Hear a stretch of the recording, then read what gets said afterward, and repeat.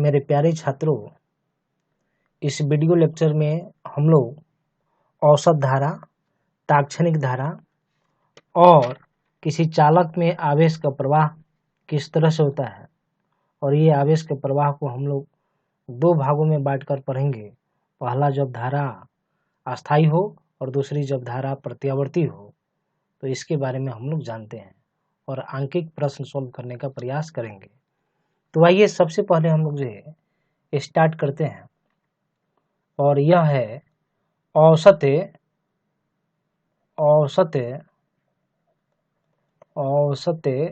धारा।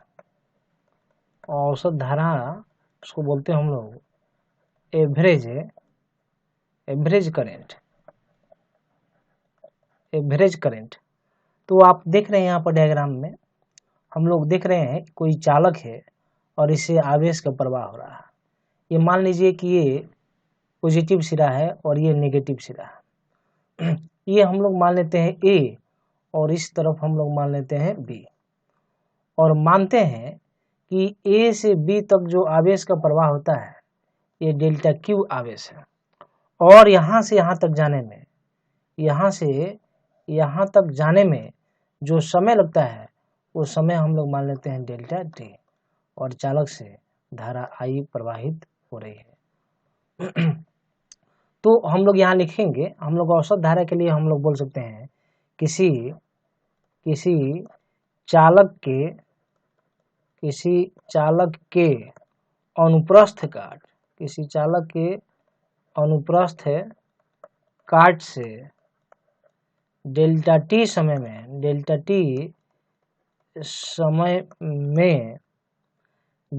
क्यू आवेश बिंदु ए से बिंदु बी तक जाता है। अतः औसत धारा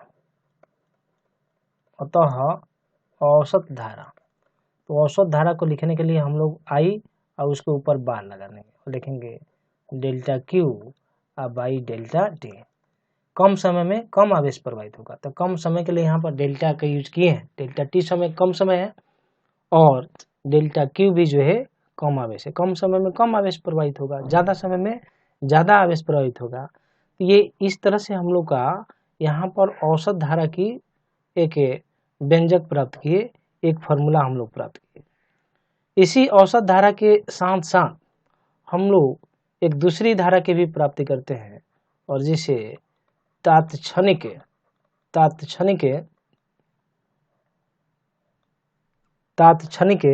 धारा के नाम से हम लोग जानते हैं। तात्क्षणिक धारा के नाम से जानते हैं और इसे इंस्टेंटेनियस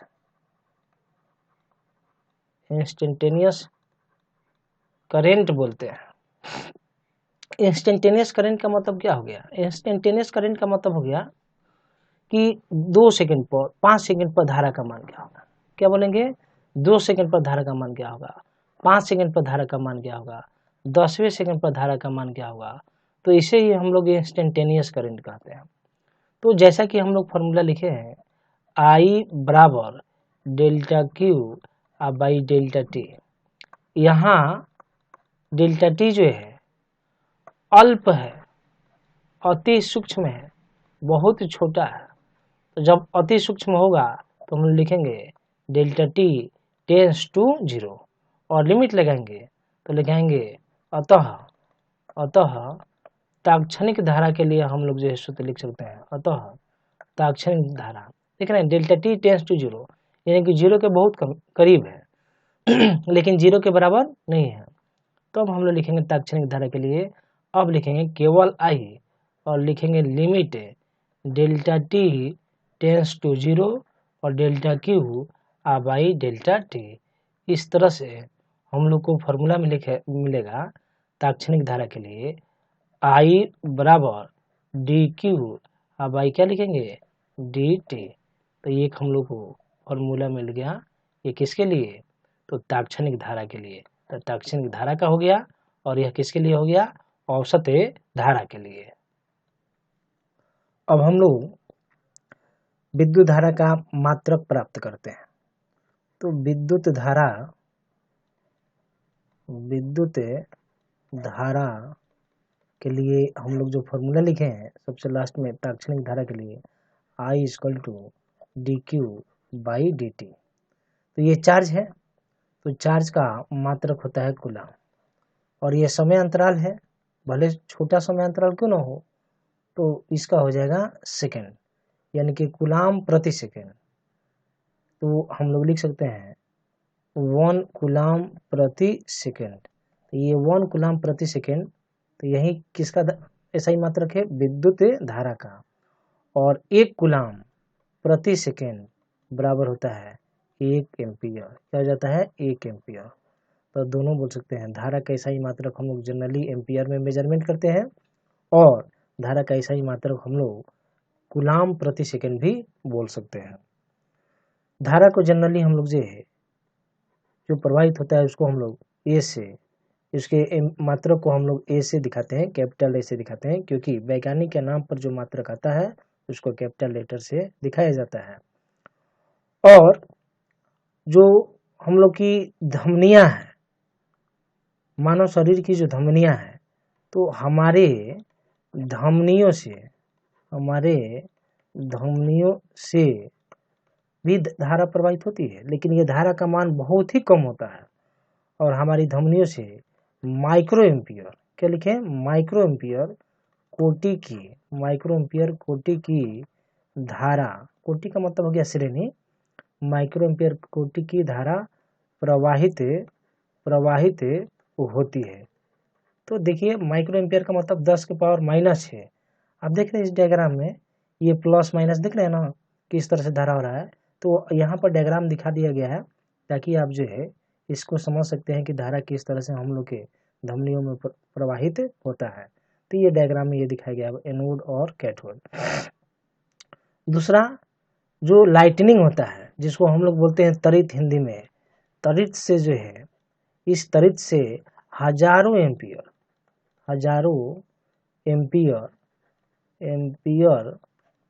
तक की धारा, इससे भी ज्यादा हो सकती है, तक की धारा प्रवाहित होती है। और हजारों एम्पियर मानों को जान लेने के लिए बहुत काफी है।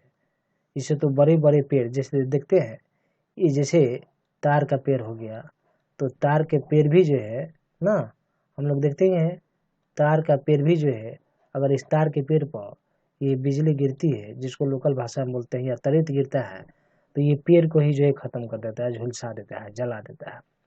बड़े बड़े पेड़ जब जल जाते हैं तो जानवर, जीव जंतु और हम लोग क्या है, हम लोग को तो मतलब कि खतरा से खाली हो ही नहीं सकता है, अगर टच में, संपर्क में हम लोग आ जाए तब।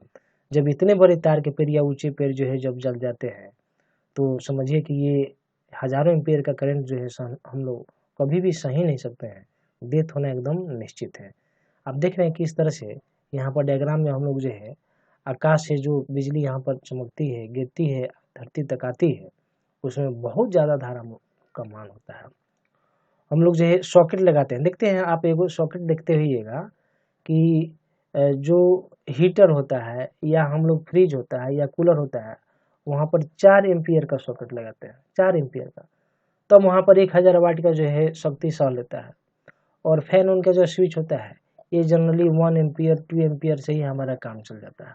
जहाँ हजारों वाट का जरूरत होता है 2000 का, वहाँ 4 एम्पियर 6 एम्पियर 8 एम्पियर का सॉकेट हम लोग लगाते हैं। और ये कितना है, हजारों एम्पियर। तो हजारों एम्पियर को हम लोग तो कभी भी सही नहीं सकते हैं, यानी कि संपर्क में आना मौत को गले लगाने के बराबर ही होगा। आइए धारा का मान हम लोग कुछ जान जाते हैं। तो धारा के मान में हम लोग 3 चीज को जानते हैं, ये बॉक्स में यहाँ बनाकर लिख देते हैं, आपको याद रखना है, क्योंकि जब क्वेश्चन सॉल्व करेंगे तो इन तीनों का जरूरत कहीं ना कहीं पड़ता है। पहला हम लोग का है, इसको बोलते हैं milliampere, small m capital A।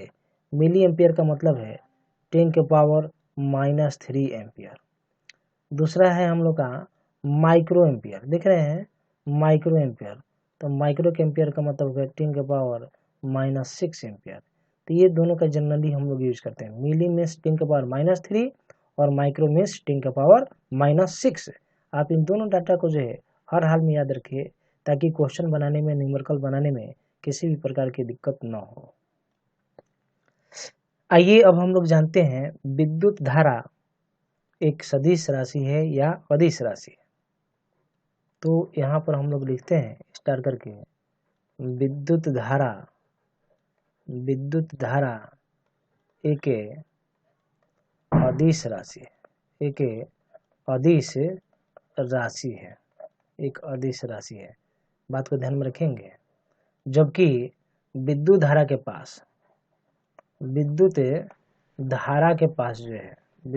पास परिमाण भी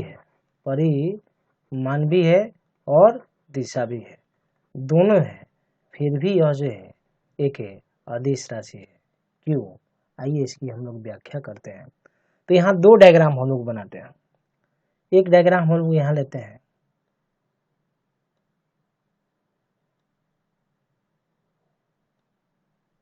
ये इनकमिंग करंट है।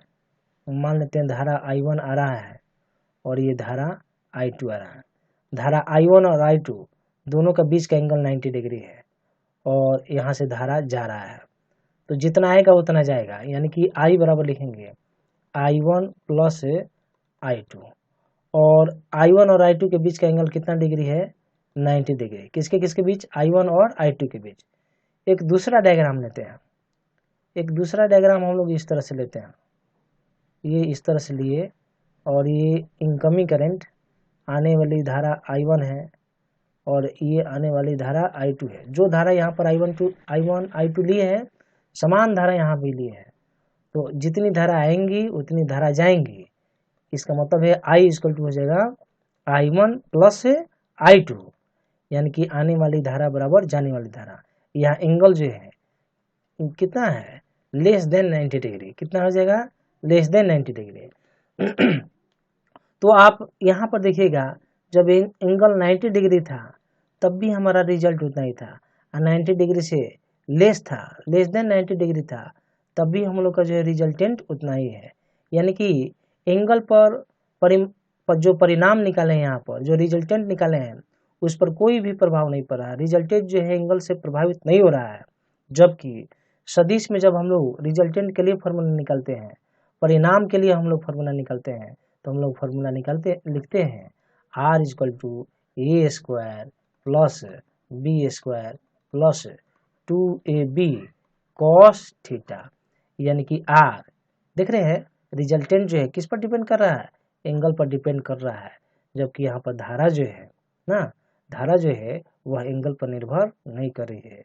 इसलिए विद्युत धारा के पास परिमाण और दिशा दोनों होते हुए भी, यह कैसी राशि है? तो यह एक अदिश राशि है, क्योंकि यह सदिशों के योग के नियम का पालन नहीं करती है। ओके, आइए अब हम लोग जानते हैं किसी चालक से आवेश का प्रवाह किस तरह से होगा या उसके लिए सूत्र की प्राप्ति कैसे होगी। तो यहाँ लिखते हैं किसी चालक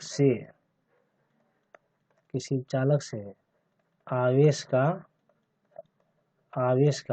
प्रवाह। तो आप फॉर्मूला पढ़े हैं, तात्क्षणिक धारा के लिए हम लोग फॉर्मूला पढ़े हैं, I बराबर dq बाई dt। यानी कि ये जो फॉर्मूला मिला है हम लोग को, ये किसी समय पर कितनी धारा का मान होगा उसके लिए, धारा प्रवाहित हो रहा है, यानी कि आवेश का प्रवाह भी हो रहा है। तो जब क्रॉस मल्टीप्लाई करेंगे, तिरछी गुना आप करेंगे, तो आप लिख पाएंगे dq equal to I dt।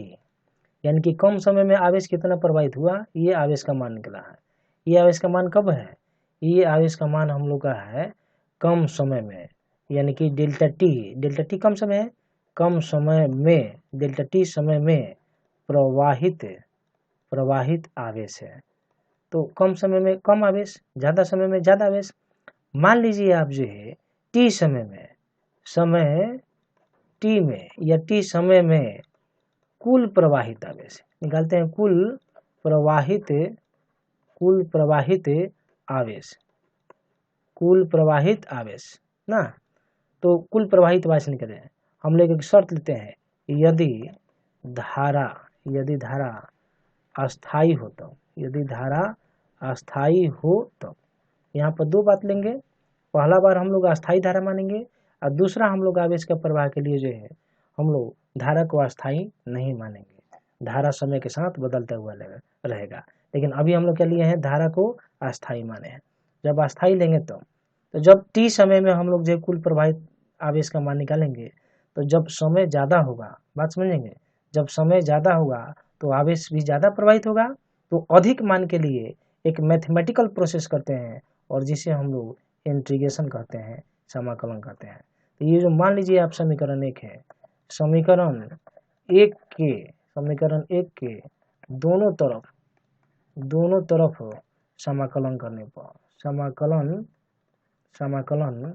करने पर जब समाकलन करेंगे तो हम लोग लिखेंगे यहाँ पर डी क्यू और इधर लिखेंगे आई डी टी। ओके, अब कहाँ से, तो मान लीजिए टी समय, तो 0 समय पर जो है आवेश कुछ भी प्रवाहित नहीं होगा और टी समय पर कुल आवेश का मान निकालना है, तो आप दे दीजिए कुल आवेश क्यू, आप इसका इंटीग्रेट करेंगे तो ये मान हो जाएगा क्यू। क्योंकि धारा को हम लोग अस्थाई माने हैं, तो अस्थाई यानी कि नियत है और नियतांक को हम लोग इंटीग्रेशन से बाहर कर देते हैं, तो ये हो जाएगा 0 to t और ये हो जाएगा dt।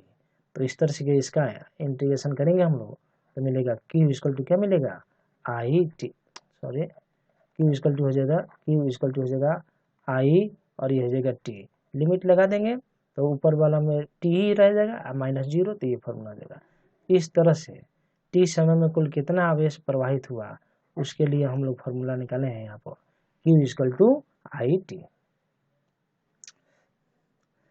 अब हम लोग चालक में ही आवेश के प्रवाह के लिए मान निकालते हैं, आवेश का कितना आवेश प्रवाहित होगा उसका व्यंजक निकालते हैं, उसका सूत्र निकालते हैं। कब, जब धारा जो है समय के साथ परिवर्तनशील हो तब। तो लिखते हैं हम लोग जो है, यदि धारा समय के साथ परिवर्तनशील हो, समय के साथ परिवर्तनशील हो तथा यह समय t के फलन के रूप में हो तब, जब होगा ऐसा तब कैसे हम लोग काम करेंगे। तो जैसे कि हम लोग लिख देते हैं, आई टी दिया हुआ रहेगा क्वेश्चन में 3t² + 2t + 3। ये देख रहे हैं धारा का जो मान है वो t के फलन के रूप में दिया हुआ है। ऐसी स्थिति में हम लोग जो है चालक से प्रवाहित आवेश के लिए हम लोग जो है व्यंजक लिखते हैं, q equal to integration t1 से लेकर कहाँ तक, t2 तक, और लिखेंगे i और किसका फलन है, समय का, और लिख देते हैं dt।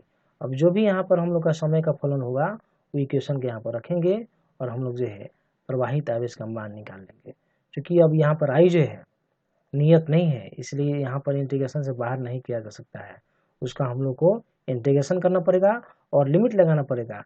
देखेंगे लिमिट कहाँ से कहाँ दिया हुआ है, t1 का वैल्यू 0 हो सकता है, t2 का वैल्यू 5 सेकेंड, या t1 का वैल्यू 2 सेकेंड और t2 का वैल्यू 2 सेकेंड। तो आइए इसको प्रॉब्लम के तहत हम लोग जो है समझेंगे बात को।